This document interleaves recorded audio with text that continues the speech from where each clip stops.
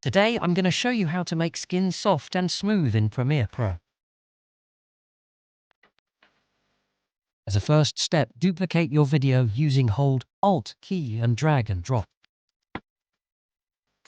To begin, go over to Effects and type VR Denoise, then add the effect into your video clip. Now go over to Effect Control, and under Noise Level change this value to 0.30.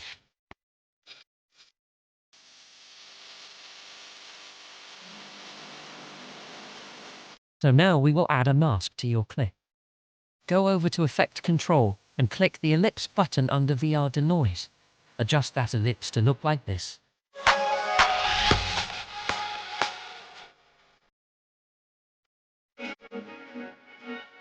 Then increase the mask feather to look like this.